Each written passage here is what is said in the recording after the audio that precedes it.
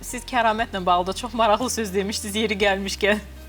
Kəramət statusların peşəkarıdır. Kəramət bir yazıcı kimi və yaxud da bir poeziya və yaxud da nəsr nümayəndəsi kimi qəbul eləmədiniz. Mən düşünürəm ki, kəramət haqqın, ədalətin yolunu tapıb öz epataj statusları ilə öz oxucu kütləsini toplaya bilib. Düşünürəm ki, bu da bir... Mən sadəcə etirazım nəyə idi orada? İnsanların kəraməti bu qədər ilahiləşdirməsinə etiraz edirdim. Yoxsa ki, bu onun ən təbii haqqıdır yazmaq. Yəni, Instagrama və TikToka işləyən bir nümayəndə kimi görürük, belə baxırsınız? Mən yəni daha çox o aspektdən onu qiymətləndirirəm.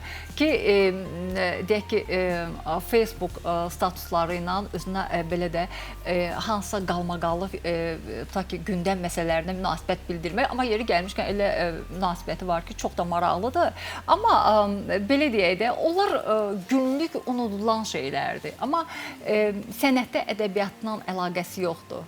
Yəni, qalıcı bir şeylər etmək lazımdır, yazmaq lazımdır, çəkmək lazımdır. Facebook statusları, TikTok unudulur, gedir.